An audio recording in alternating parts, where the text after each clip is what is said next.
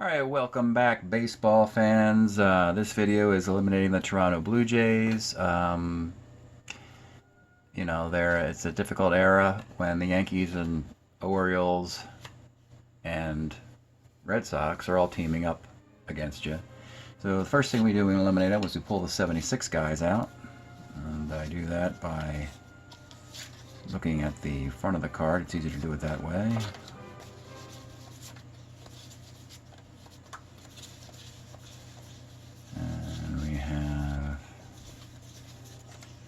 Okay, and these guys will be leaving, and these are your future Blue Jays. And we've seen the first few eliminations, mostly offense. This is more of a traditional split of 7 hitters and 5 pitchers. So Toronto will have... We have a catcher in Larry Cox, and actually, believe it or not, it's a pretty decent catcher. 281 hitting catcher, right? Hits both ways, only has 0 arms, not a big deal. But that's good enough to get the job done, you know. They lost the first baseman, Saleta. They lost the second baseman in Harmon. They have a third baseman, a shortstop, and plenty of outfielders. Bob Baylor can play center field and shortstop, but you already have Alfredo Griffin at shortstop, so that's what you have there. And as far as pitching, you have 2 lefty starters here, and then you have a lefty reliever in Baylor Moore, who actually is a starter 6, but you already have a starter 7 Garvin and Grimsley. So you have 3 lefties already, so that's good news. So they only have to add 3 pitchers, and they're all right-handed, so that's low maintenance. And I believe 1980, the new season for this league, of course, they'll have Dave Stieb, who was a long-time Toronto Blue Jay, joining that staff. So really, it's about getting this team an offense. And when you look at the guys who disappear, it means it's, again, a 5-3 split. You end up losing a Saleta at first, Harmon, useful middle infielder, Marty Perez, halfway decent, Earl Williams as a catcher, Roland Office in the outfield. Doyle Alexander will probably come back and be improved, we believe. McLaughlin Murray. So these guys are leaving for the Blue Jays. And in the next step, we'll go to Baseball Reference and see what 4 guys we're keeping, what 2 guys are just put on waivers, and who is being retired for the Blue Jays. Okay, for the Blue Jays,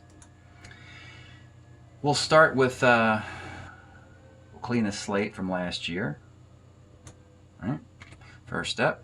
And then we'll look at Terry Harmon, who was useful in the early part of the decade, and I think he might be near his end game here. He's got 1 more year left in 77, and it's 183 in it. So it sounds like his career's over. We're going to put him in the retired pile. So with Terry Harmon, we'll go over here and put a 1 there. Next guy is Roland Office. And Office will play at 83, so he's got career left. How good is it? 80 is a 267 year. Yeah, so A, you don't have to retire the guy. He was a good defensive outfielder, left-handed hitting outfielder. You could retire the guy and let someone pull him out of retirement. You could put him on waivers. We'll just put him on waivers for the moment. I don't think it's worth keeping him. You already have four outfielders. So, for the moment, unless the rest of this crew is weak. The next player is Marty Perez.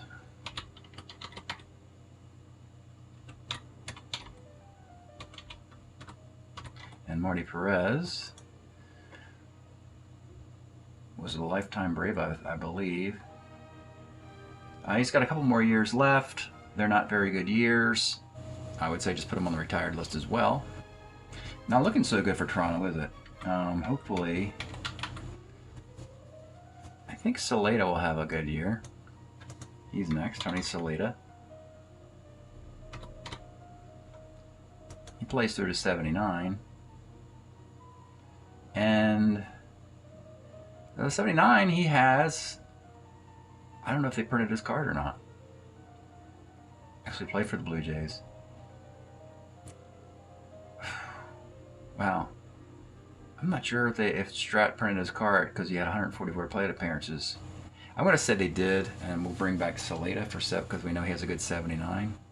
If anything, his 77, well, again, what it means is they're going to protect him at least because they're looking for guys to protect.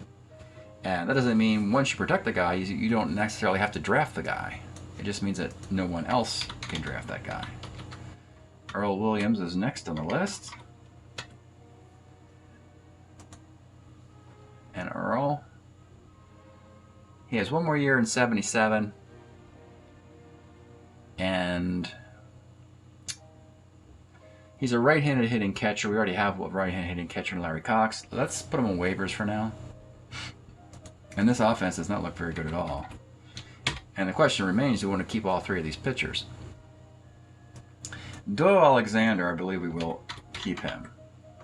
He had a very long career. So, yeah, I think we'll keep Doyle Alexander. Look, he's wearing a Blue Jays hat for all those teams he played for.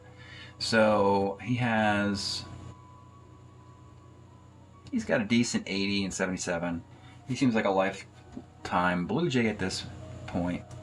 Expansion teams are always looking for guys who are lifers to give the team some identity. Bo McLaughlin is next. And there's a lot of McLaughlins. We got to find, there's a Byron and then there's a Bo. Here's Bo McLaughlin. 76. Yeah, it was a really good year he just had. 77, 78, and 79. Ugh. Let's retire him for now. So you see, this is the case where you have 3 guys on the retired list, which is not what you can go into the draft with. So it looks like they're going to have to make a deal. And Dale Murray, I believe he has one more good year. 74 to 85. 74. Early on in his career, he had a really great year somewhere. Yeah, that's his rookie year. Yeah, look at the rookie year the guy has. 70 innings, ERA of 1, whip of .99. Never able to do it again. But again, 77, 78, and 79. He's got a decent 78.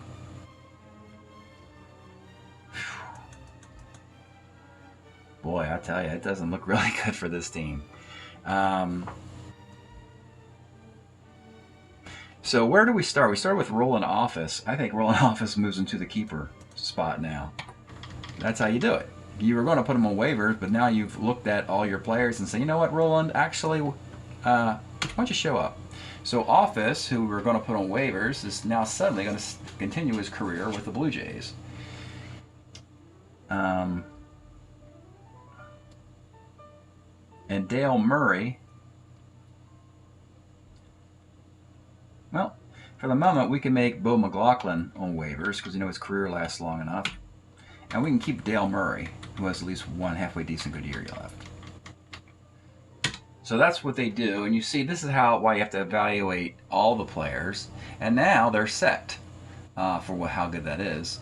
So you saw that late movement where we had options in the waiver retire to push if we liked the guy, and of all these guys, it was Office was the one who moved from going on waivers to sticking around on the Toronto team, which is good. And Saleta, lefty bat, always good there.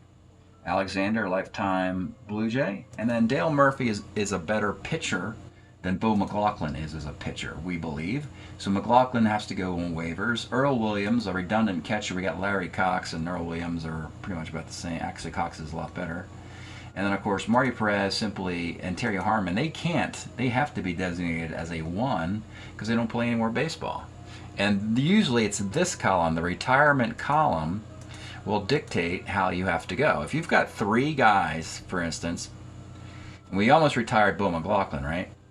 But we know McLaughlin plays. But if you have 3 guys who don't have any more baseball left, it forces you into moving that guy to another team. And again, this is something that all teams will have to do before the draft. So that's it for Toronto. It's not looking good.